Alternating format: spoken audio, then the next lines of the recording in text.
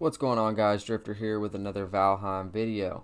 Today we're going to be talking about the way to get the best start possible in the first couple days of Valheim.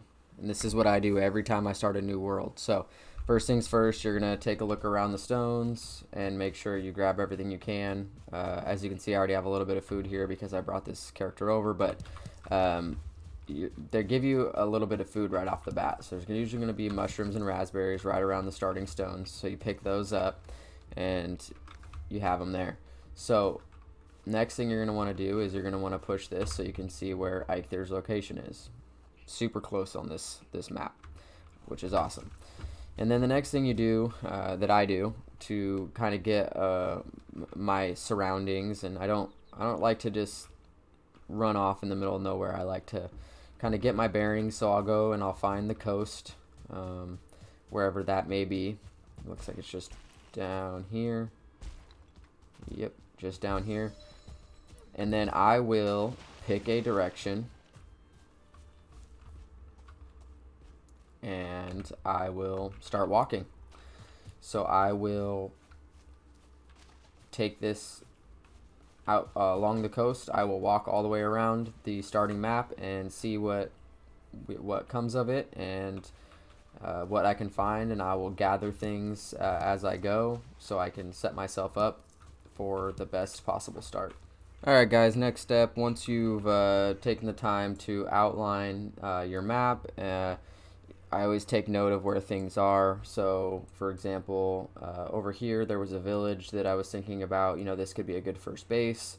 So I mark it on the map, and then as I'm running through the, over here the Black Forest started, so I marked, the burial chambers I saw, any trolls or copper spawners, things like that. I didn't go too far out of my way to collect anything. I was just trying to get a layout of the initial starting island. Now, luckily, this starter island is actually very small. The downside to this is it looks like you're gonna have to get a boat fairly quickly. There's not touching biomes as far as like swamp or mountain or anything like that goes so far. I mean, there could be a mountain in here, but it's very doubtful. So after that, I just make sure that I find a place similar to something like this, and it looks like there's a beehive in here. So I will take this, and if you guys are interested in this seed, I'll leave it in the description. I found on my trip around the island, I found five queen bees already, so that was the fifth one, and there's another one in this house here, so that's six queen bees on this tiny starter island. So it's a good starter island.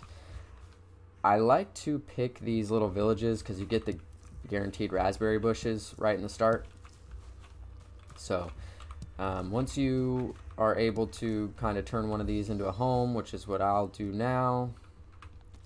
Alright, once you've made the structure livable, I put my workbench just on the other side of this wall, so I'll put my upgrades that I was able to collect some resources for out back because they still reach.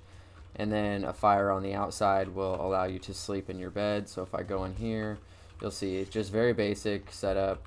You got your bed so you can set your spawn point. You got your workbench with your upgrade on the outside, and you got chests here to kind of organize your stuff right off the bat. And I will tell you that organization right off the bat is huge. I never took the time to do that in the beginning, and it pays off tenfold. If you just stay organized from the beginning, it will save your life down the road. Another thing I recommend doing in the very early game, if you can get at least the one upgrade, which would be the easiest one, which is going to be the chopping block, is to just go in, and I already did it, but you upgrade your stone axe, your flint spear, your club if you got enough bones, and just upgrade them to level 2. It's very, very low cost, and it pays off, and I recommend that in every situation. Just keep your weapons and your hammer and all that stuff, keep it upgraded. Just increases the durability.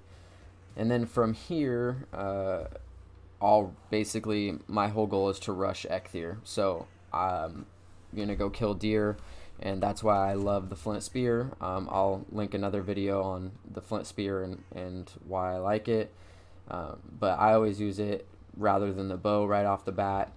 I think just waiting until you can get the fine wood bow is the best bet, because with the spear you can throw it and it basically can kill anything at this point in the game. One thing I will mention really quick, this over here, this little village that I found, it was completely surrounded by meadows. The Black Forest doesn't start until up here. If you're not as experienced in the game, this might be a safer option for you, because there's going to be less mobs that are difficult, if you will. There's going to be more running to get your resources, so that's why I picked this one, because it's right along the Black Forest. As you can see, the Black Forest is literally right here, but in doing so you are going to have the harder mobs, the skeletons, the brutes, the shamans, all that stuff at night. They will come out and make it a little more difficult.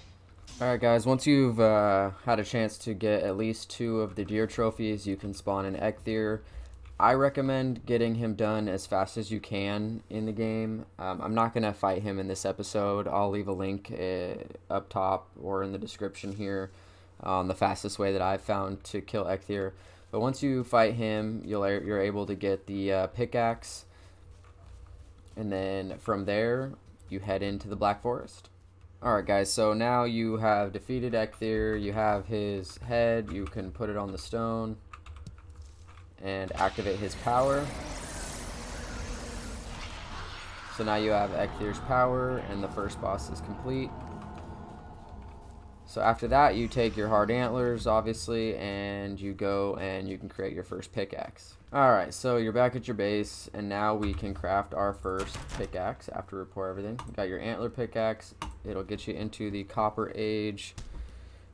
So now we can go mine some copper. Just follow these steps and you'll be off to a good start for your first couple days in Valheim. I will say couple tips, and you can watch the full tips guide that I've put out, but mark everything. It's so much easier to go back and be like, okay, that's where I saw that burial chamber, or that's where those raspberries were, or whatever it is. Mark everything. Take the 10 seconds to do it and just mark it, and then always remember to upgrade your stuff as far as your axe, your spears, your clubs, if you can. And then last thing I'll leave you guys with is pick up everything. Just do it. Playing this game all the way through, you'll need early game stuff all the way at the end of the game. So just pick up everything, or keep your chests organized, and you'll be just fine. But if you guys want to see a more comprehensive guide with the Black Forest and on, let me know down in the comments. Happy to do it. Don't forget to click that like and subscribe, really helps the channel out. Until next time, guys, Drifter out.